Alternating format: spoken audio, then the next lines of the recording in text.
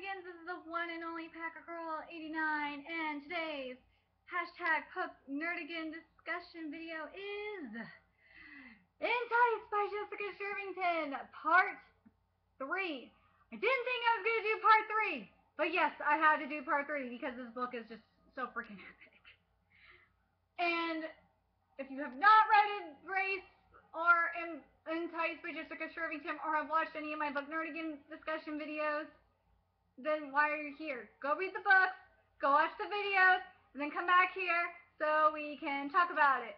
And again, this is part of the hashtag AngelReadAthon. And I don't know why I haven't been mentioning the hashtag AngelReadAthon in any of my other videos if I haven't done so. So, yes. So thank you, Minnie Papa, for your wonderful services. And until, hopefully, this will probably be the last part of Entice, so we will see you, Minnie Papa, in Blaze. So, we are in Jordan. And we took a military plane to Jordan. There's no Magda. And Lincoln is being awesome right now and being uber romantic. Because Violet just saved his ass from Malice and saved him with love. She healed the hatred in his heart with love. And oh my god, it was so beautiful! I loved it. I'm telling you, it's going to come back. That's why I mentioned, plus it's a huge part in this story, in this book.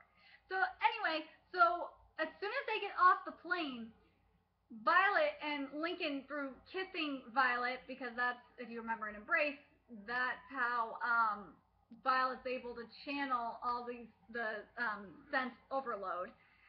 Sense is an extremely old exile that no one else can sense. It's as if the senses have been locked away for a long period of time and had gotten old and rusty. Old and musty, excuse me. Not rusty, musty. And so they're in the city of Madaba, which is known for its famous mosaics. And according to Rudy, there is an entire school there dedicated to restoring and preserving the mosaics discovered there in recent history. And it's really sad because Violet loves this stuff and she would love to spend more time, with the mosaics. And Violet is the only one that can sense via taste in exile, who is wearing a faded brown robes with a hood hunched over all alone, but Violet could feel his eyes on him. And as the bus turned the corner, she saw that he followed them around the corner and then watched as they drove away. So we get to the hotel where they're staying at, and we meet Azim, who's the Seraphim, aka the leader of the Jordan Gregory, and he's freakishly tall, and Ermina, who's his partner, and everything petite, which is the total opposite, because remember, Gregory partners are night and day. So it makes sense, now that I'm thinking about it, it makes sense why Griffin and Magda are completely opposite sides of the spectrum. It's pretty interesting, actually. Apparently, and they're Gregory partners and owners of the hotel, too. So apparently the hotel is closed to the public due to time of prayer and is scheduled to open next month.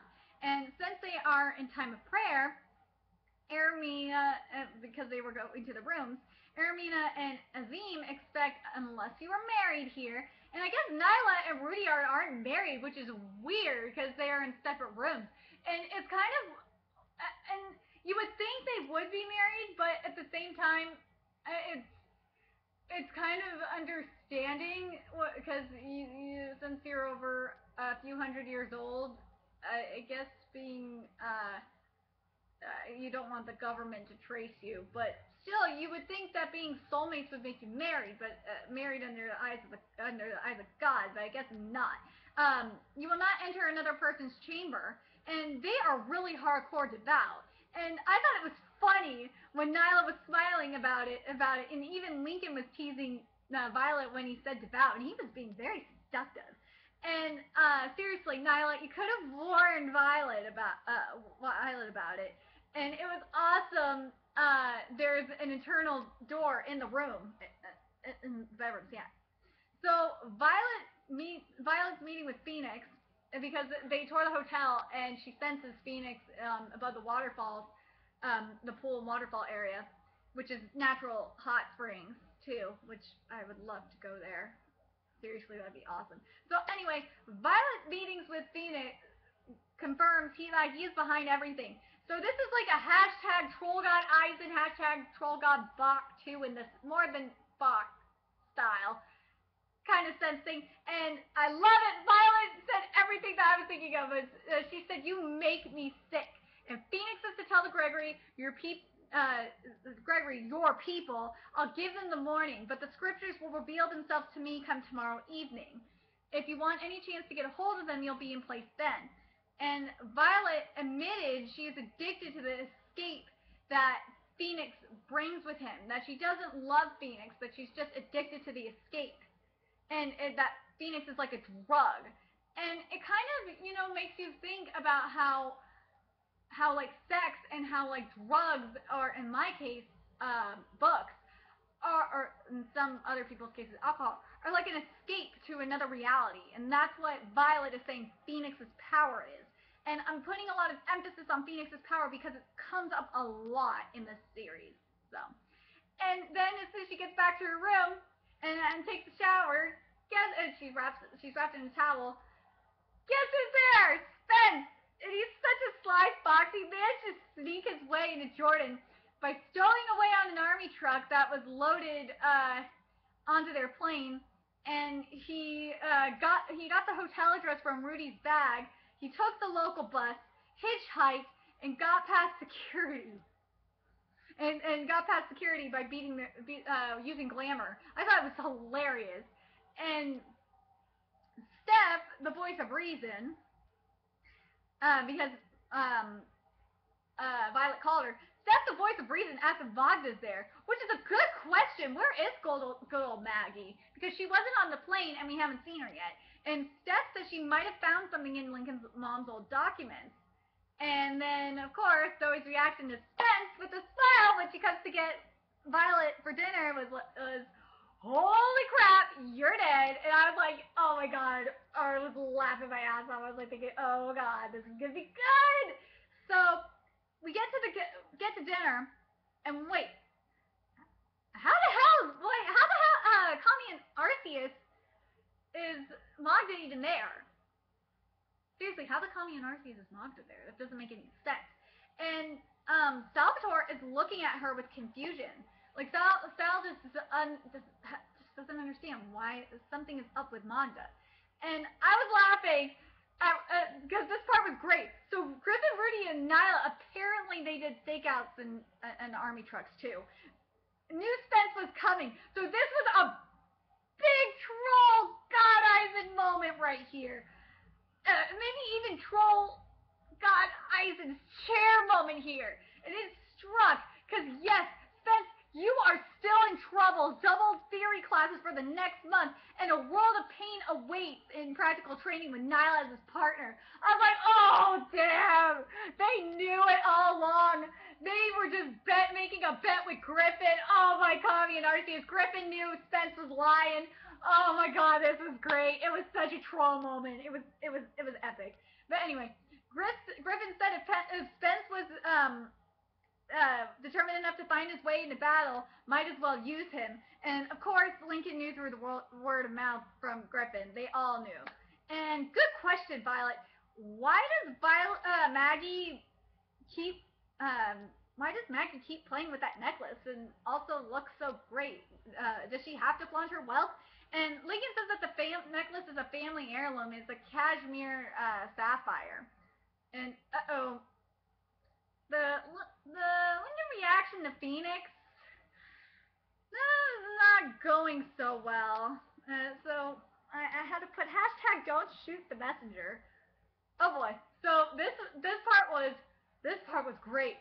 So Lincoln snuck into Violet's room, which was naughty. Jeremia better not find out. So he was listening to her talk to her dad. And he said, I know if I was Violet, I know I would be distracted by the hotness as Lincoln. And I love when he's like, why does Steph get permission to stay over? And with a pillow in the face, that's what you get for eavesdropping, Lincoln. And then Lincoln says, I was like, oh my god, I love this part. He's like, I didn't actually come in here to listen to talk to your dad, except for that kiss. And then he says, he's like all seductive and hot. I was like, ooh. And he's like, except for that kiss on your birthday, I don't count any kisses healing kisses don't count. Damn, Lincoln and Violet's like, damn, Lincoln isn't enjoying this. And then there was earlier, I wasn't myself, and I don't think that kiss should be written. I think that kiss should be written off as a warm up. And unless there's an injury, I don't know about, this will be our first real kiss. I was like, oh shit, Lincoln, yes, please, I surrender. Yes, just take me, please. I will surrender right now. And damn, this gets hot. Like, this is breaking a bookshelf in half, just makes it even hotter. And I put it in my notes too. Where is a hot Gregory named Lincoln when you need him? Seriously, why is there not a hot Gregory named Lincoln in my room right now? I really want to know this. I would love that right now. Since there is no Fenris Wolf in here, I would like a Gregory named Lincoln, please. So anyway, like, back to the kids. Their powers naturally found a way to each other. Yeah, they're kindred souls, and their souls are still reaching for each other. But then needed to have sex. But they need to have sex before they are truly soulmates. And wow, if Lincoln and Violet didn't stop a few seconds sooner, clothes would be flying. And I love Violet's train of thought. She's like, and the problem is, seriously, what is the problem with that? And Book Nerdigans, raise your hand if you had this happen to you. This is what I mean by letting things happen naturally. You are friends, and then it transitions into a relationship, and you start making out and letting the clothes fly off and just having sex naturally. Yeah, that's how all my relationships work. And seriously, Kurt's having to meet with Griffin. You tell him, Link, currently, and I love what Lincoln says about with Griffin, because Griffin's not approving of this relationship at all. He says, currently we're not inviting outside opinions. I was like, thank you, Lincoln, for saying this shit. Because fuck you, we don't care what anyone says. And all my comment RCs, Lincoln finally said it. I was so happy when he said this too. This is probably one of my favorite lines of this book. I love you, Violet Eden. And Violet's response was heart and soul. I was like, oh no, only 2 books in and he said it. Oh my god. I know, I love it. I'm a sucker for love. Leave me alone. So poor Violet, Ermina, I feel so bad. So the next day, and this was like after when he walked her back to the door, by the way. So the next day, they're heading into town. Poor Violet, Ermina doesn't believe in coffee or espresso machines, and they had to be up at 5 p.m. And note to self, don't drink Turkish coffee unless you are truly dedicated to the cause, aka a coffee addict. And because even Sal, who's a coffee addict and keeps it Italian, he understands the struggle, and he couldn't take the Turkish coffee, and he appreciates the bean. But anyway, so while they're in Jordan, during the day, Violet has a run-in with Knox. And you didn't think it was possible, and no one else can see him but her. And so apparently, according to Knox, in order for her to see him, the angel and human realm are overlapping, and that's how. And not without its difficulties, Knox had to pay a price to do it, surprisingly. And time has been altered, so no one else but Violet can see him. Of course, because he's a guide linked to both realms, as much as any angel elect or malign is permitted. And Yuri, the angel elect, her angel elect guide, is anchoring them. So basically, the purpose of Knox's visit was to ask Violet would she be able to take Lincoln's life and remind her of Yuri's words about surrender. Yeah, it's weird. This will become more clear later. I'm not going to get into the details now. So anyway, now we're at Mount Nebu, which is the final resting place of Moses, where there's a cross with snakes on it, and you have to climb it. No vehicle can conquer it. So, according to Azim, when the Jews started losing faith in God, God sent a poisonous serpent to bite them, and many died. And when Moses prayed to God to save the people, God told him to make a serpent and put it on a pole. Everyone who had been bitten and looked upon it was saved. And the sculpture and the story reminded Violet of Lilith, and it's true. And because remember, Lilith, some of the stories of Lilith made her out to be a serpent. Yeah, providing nothing is clear cut or good or evil. So anyway, once at the top of the once at the top, the view I could only imagine, picture it was gorgeous because to the west is the Dead Sea, and beyond that is Jerusalem, and so you could tell they're pretty high up. To the south is the Crusaders' castles. To the north of is the seven hills of Ammon, and to the Jordan deserts and to the wastes of Saudi Arabia. South, west, north. Oh, and to the east, excuse me, I'm sorry. And to the east are the Jordan deserts and to the wastes of Saudi Arabia. So the original chapel is hidden within the outer shell. So it was built to protect the original chapel around 1600 and 1700 years ago.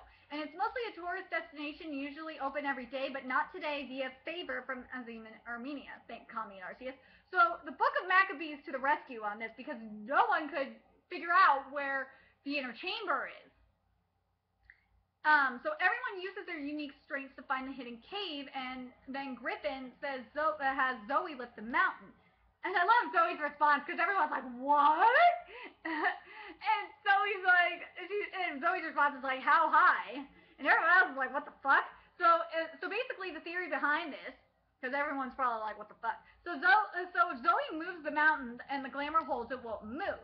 If you could shift the mountain and part of it remains still, that's where the cave will be. So it was nice thinking on Griffin's part. It was genius, actually, and it worked. And Sal even complimented her. And what Violet did was she used her amethyst mist to open the cave line and the cave line with eternal fire. And I love Spence. He was thinking Indiana Jones as they went in. I was cracking up. I was like, yeah, that's.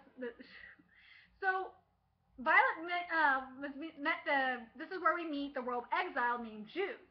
And he is neither friend or foe, and he wants nothing. And he says to get the scriptures, you must see the room which goes beyond your eyes.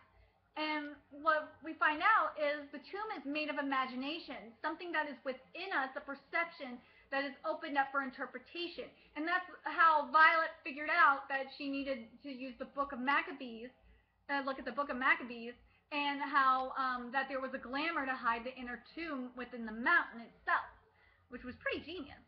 And Violet, via her amethyst mist, with Lincoln holding her hand using his green mist, lifted the veil and then, passed out.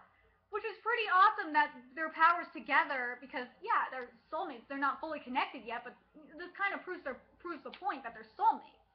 And hell yeah, I love Zoe's best response to being called a bitch by the bitch known as Magda. What, you got a patent on being it or something? I was like, yep, best fucking response of this book so far. Yes, I love it. Waking up to Lincoln, watching after Violet was passed out, I was thinking, yes, please, I would love to wake up to a hot man looking over me. I would love that. But anyway, I love what Lincoln said. It was so hot. I was like, this is not how I imagined the first time you would wake up beside me. I was like, yes, I surrender again. Take me, please. And this is 2 hours before Phoenix's deadline. So, I was like thinking, Violet, I knew you had it in you.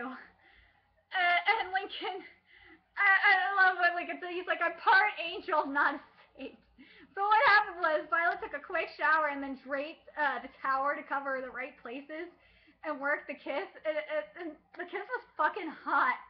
And it was really, really hot. And like the towel ended up coming off. And Lincoln, oh my god, it was just, that kiss was really, really fucking hot.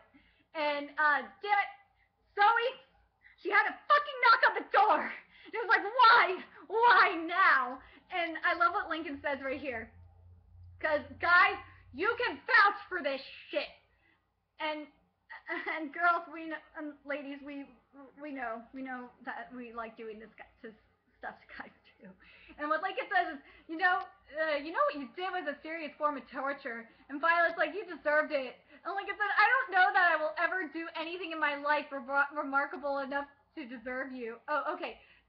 let me backtrack this. This is what I want a guy to say to me. I really do. It makes me want to just have Lincoln surrender to Lincoln again. I'm gonna start to say it again. Lincoln, you know what you did was a serious form of torture, and when Violet says you deserved it, and then Lincoln says this, and I'm like, I want to surrender. I don't know that I will ever do anything in my life remarkable enough to deserve you, but I promise you, Violet, I will try every day for the rest of my life. And when we get home, I plan on showing you how amazing we can really be together. And I'm like, I surrender. Take me. I'm done. Okay, finally, Violet. I was so glad finally told Magda what she really thought. And which was, I feel, because Magda was being a total bitch. She said, I feel sorry for you. You have the most amazing Gregory partner who has been carrying the whole load, covering for you, doing your job, even when he can barely find the time to do everything he has to. Why don't you just try being helpful for a change?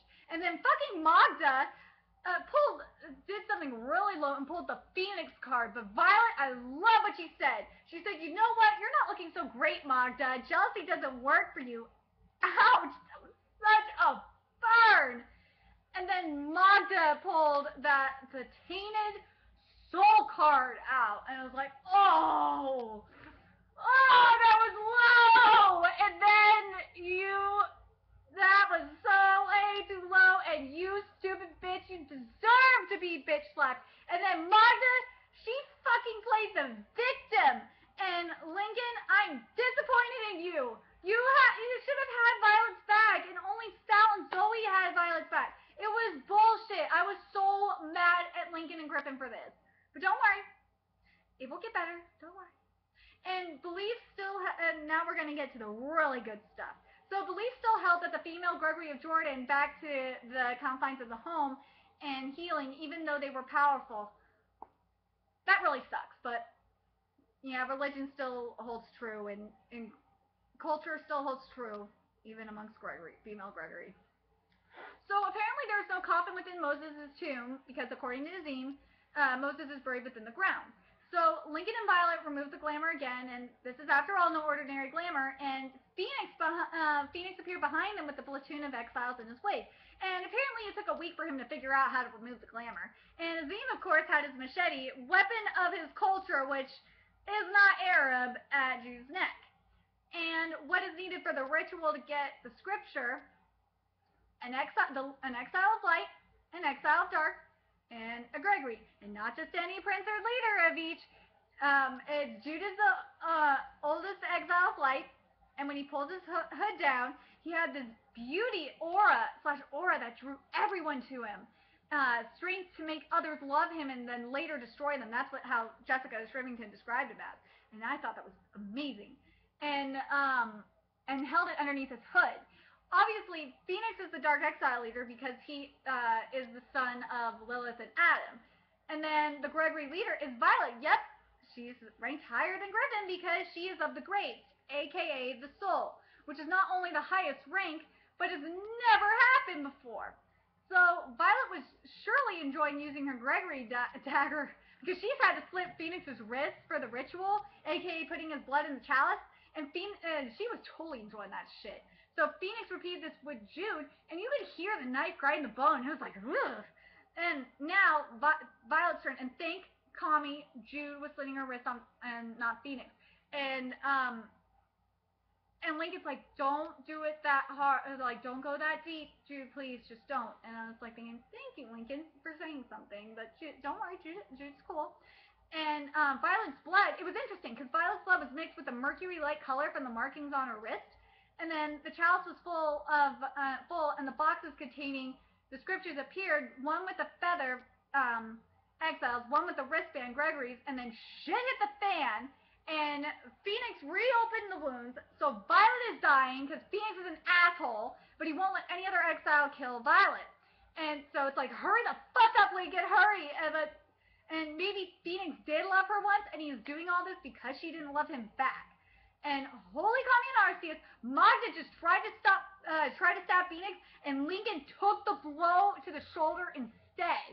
And Phoenix healed Violet's wounds and retreated. And we hear like right as this is happening, we hear a piercing scream, like a soul-shattering scream, and that's because Rudyard was killed by Gressel, and with Rudyard's death, Nyla's soul shattered.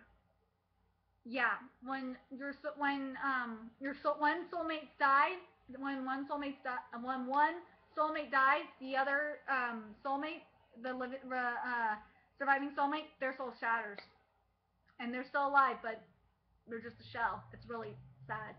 And Spence was about to die. By the way, Spence was really close to dying, but holy communarchies, Violet was actually able to heal Spence. It was painful as hell for both of them, but she did it. And and she healed Lincoln too. But damn, Lincoln went off on Magda as well. That was freaking awesome. I was like, thank you, Lincoln, finally. But anyway, damn it, Jude ran off with one scripture. Phoenix ran off with the other. But as Lincoln said, Phoenix didn't get everything he wanted. And I was like, oh, that's so cute. Or I was like, oh, that's so sweet. So we're heading back. So now we're heading back to the States. So they're sitting in the military trucks on the plane. So the prognosis is Nyla's soul, as I mentioned, Nyla's soul is shattered, but she's still alive. And she's trapped inside her own body, and Griffin can't reach her, and no one will ever get through to her. And Violet falls asleep and dreams and finds out that Lochmet is her angel parent and is of the soul. We get the confirmation. He will only reveal his true identity once Violet figures out who she is and what is right in front of her. And he explains that Jude was exiled for balance. And he sighed at showing emotion. And I love this explanation. That's why I'm going to say this quote to you. That's why I put this quote in my notes. Humanity requires simplicity. A villain in every story appeals to humans. Sorry, I'm stuttering. Appeals to a human's most basic feeling, mistrust. There was a time when direction was necessary, a certain form, a proof of comfort. To achieve this, we had to provide defeat in some others, triumph against all odds. Because the only human emotion more inherent than mistrust is the need for victory, which I thought was very amazing, which was very powerful. I love that quote. So Lochmet also mentions that Jude is waiting and warns that trouble follows. And when they landed, Gregory from the Academy came to take Rudy and Nyla away. And Griffin is so noble, he made sure to carry Nyla on the plane himself. He didn't want anyone else but Nyla to do it. And Zoe mentions that Rudyard once said that if he died in battle, he would die with, he would die with no regrets. And Spence, imitating Rudy, said, we will fight the fight that needs fighting. Sometimes we win, but when we lose and should we die, others will fight our name, because only one thing is certain for Gregory: we must fight. Yeah, but that's really sad. But yeah, R.I.P. Rudy. So Sal, Violet, and Zoe. I'm almost done here, so it might go over time, but whatever. Sal, Violet, and Zoe and Spence got to Lincoln's place before everyone else. Via the keys given to Zoe, and Link is now acting weird because of the whole thing with Nyla. And Steph was, of course, there and passed through everyone and gave Violet a hug. And thank God Steph was there before Lincoln. They got there before Lincoln did, because otherwise Lincoln would be pissed. But Steph the genius found something juicy in the spare room. Steph found out via hacking the fake servers who Nallis was working for. And good thing for Steph, had V promised she wouldn't leave the room until Steph said so. And as soon as Violet opened Steph's laptop and looking at some chem notes, she realized that something that was said during her chem class about precious stones. And realized the angels interfered again. She connected to the internet and searched precious stones. And I love Violet. She's like, damn, Angels, why do you have to play these games? Why couldn't you have just told me? I might have been able to do something to save Rudy. And I was like, I know, this is bullshit. Damn Angels. Ah. But anyway, so finally Link says it out loud. They are soulmates. No, seriously, make it work. Make it work. It's worth the risk. Seriously, make it work. Seriously, make it work. And Salvia Steph, I love this. Salvia Steph asks why Magda lied back at the tombs, and he believes / thinks that when she told Lincoln that she tried to kill Phoenix to save Violet's life, that she was lying. He says Magda has a way of clouding the truth. She's protecting herself and attracting trust in others. That Griffin is too close to see past it, but he's been seeing it for some time now, and now he's sure of it. And Magda gave Phoenix the information about Titanium basically becoming the traitor of all Gregory by giving the exiles a weapon to use against them. And Titanium makes sapphires blue, which is what Magda wears all the time. And cashmere sapphires are the rarest because they are the richest blue, and only a few have been discovered, and some say even attract the divine favor and can weave truth. And Griffin can finally see the truth. Magda wanted to kill Violet through killing Phoenix, and to kill Violet so she can have Lincoln. And Phoenix, after getting rid of Nallis, she was covering her tracks. And Nallis was working for Magda, wholly calming Arceus, and in turn, working for Phoenix. And yes, and yeah, there's Kevin Bacon. I'm still waiting to find where the degrees of Kevin Bacon are, but I'm sure Sean Kemp's kids are involved in this, so there's a 6-line of Sean Kemp's kids in here. 6 lines of Sean Kemp in here somewhere. And in turn, working for Phoenix. And Lincoln can see the shadows, and Lincoln can't see the shadows, and Lincoln can see and Lincoln can see the shadows in people, so he can see if people are corrupted by exiles, and he didn't see any Magda, so don't try and hide it, Magda. So he knows that Magda was doing this from her own free will. So Magda killed Lincoln's mother. Yep, it was that juicy. And of course, it's always the neck. Seriously, everyone always goes for the fucking neck, including Magda. And hell yes, Griffin, I love it. Because when they were in Jordan, I forgot to mention this. When Violet bitch slapped Magda, Griffin said, "A strike at Magda is a strike at me." Oh, the tables turn. A strike at Violet is a strike at me. Oh yeah. So during the drinking memorial for Rudy, Violet chooses Griffin to lead the Gregory, and Spence decides to stay to live with Link, and figured out that when Magda was on her list, her last vacay was when she ran into Phoenix. And Zoe and Sal want to come back as well, but first they want to go check in on Nyla in New York. So they go up to Hades, and Dapper has business to settle with, and it's not Onyx. And Steph is such a good friend, and she covered for Violet when it came to Dad. And poor Steph, though, she has problems at home throughout this whole series. It's terrible. So Jude was in Hades, and Onyx is working as a bartender at Hades, and wow, he has grown, except for the bourbon by the register and the glares of Violet. And yeah, Onyx is getting good at bartending. So Jude gives Violet the scripture, asking for nothing in return. And Jude has been in the world realm for over 2,000 years, and he's betraying the exiles. And right before she stabbed/returned Jude with her dagger, she remembered Uri's words of surrender and kissed Jude's cheek and said, "Thank you, Judas." And he responded, "Thank you, Keshet," and was like that, he was gone. Yes, people, Jude is motherfucking Judas. And Violet is the connection between the realms because, yeah, her aura is every color of the rainbow lined with gold. Just wanted to remind you this. And, oh shit, Judas gave Violet the Exile Scroll, which provides instructions on how to release Lilith from Tartarus, aka the Pits of Hell. And Phoenix has the Gregory Scrolls, that has all the Gregory that are going to come to be.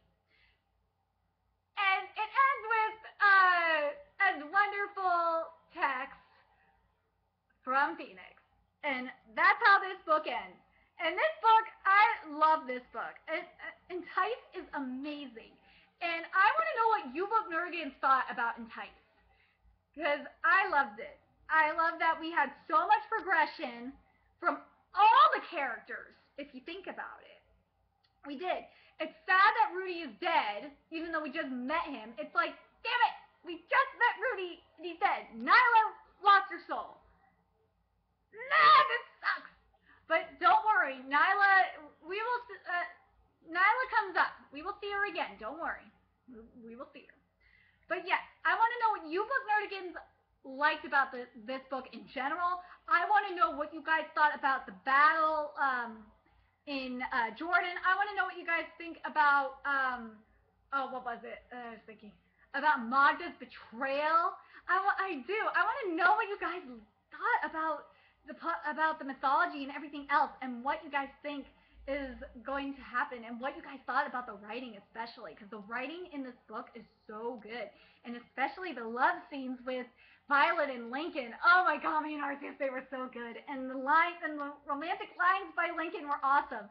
So remember to like, comment, share, and subscribe. And until the next book nerding video, which will be in Blaze, which is the third book in the Embrace series, keep on reading, book nerdigans.